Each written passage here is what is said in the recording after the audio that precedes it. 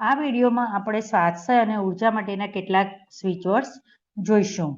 Switch words એ એક એવા જાદુઈ શબ્દો છે કે જે તમારી આસપાસની એનર્જીને ચેન્જ કરે છે અને તમને ઈચ્છિત પરિણામો આપે છે.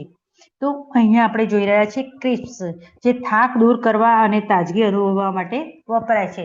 આ જે સ્વિચ વર્ડ્સ છે એ આપણે 28 વખત, 51 વખત કે 108 વખત મનમાં બોલી શકીએ છીએ અથવા તો નોટબુકમાં લખી શકીએ છીએ. તમે તમારા શરીરના કોઈ પણ ડાબા ભાગ ઉપર ડાર્ક બ્લુ પેનથી પણ આ શબ્દોને લખી શકો છો. મૂવ, ઉર્જા વધારવા માટે અને શારીરિક આળસ દૂર કરવા માટે અને વપરાય છે. અલોન, પોતાના ઉપર ધ્યાન કેન્દ્રિત કરવા અને હીલિંગ માટે એલોન શબ્દનો ઉપયોગ થાય છે.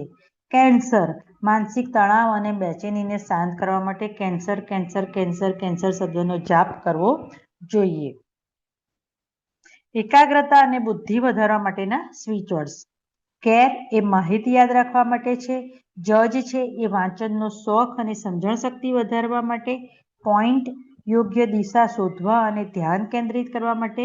અને નેક્સ્ટ, ઝીણવટભર્યું કામ સચોટ રીતે પૂર્ણ કરવા માટે. તો આ સ્વિચ વર્ડ્સનો ઉપયોગ તમે એકાગ્રતા અને બુદ્ધિ વધારવા માટે કરી શકો છો. આળસ અને ખરાબ આદતો છોડાવવા માટે, ખાસ કરીને અમુક એડિક્શન છે એ દૂર કરવા માટે પણ તમે આ શબ્દનો ઉપયોગ કરી શકો છો.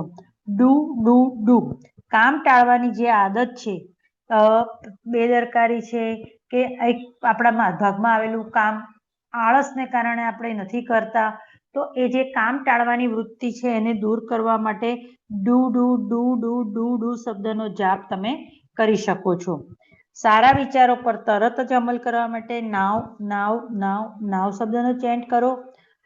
કોઈ પણ ખરાબ આદત છોડવા અથવા તો રાત્રે શાંતિથી ઊંઘી જવા માટે. કોઈ પણ પ્રકારના એડિક્શન હોય છે તો એડિક્શનને દૂર કરવા માટે આપણી પાસે સ્વિચ વર્ડ્સ છે.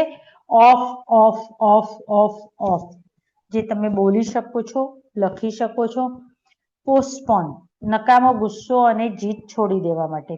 નકામો ગુસ્સો અને જીદ છોડવા માટે તમે પોસ્ટપોન શબ્દનો ઉપયોગ કરી શકો છો. તો આ રીતે સ્વિચ વર્ડનો ઉપયોગ તમારા જીવનના આળસ અને ખરાબ આદતો છોડવા માટે કરી શકો છો, સ્વાસ્થ્ય માટે અને તમારા શૈક્ષણિક કારકિર્દી માટે કરી શકો છો.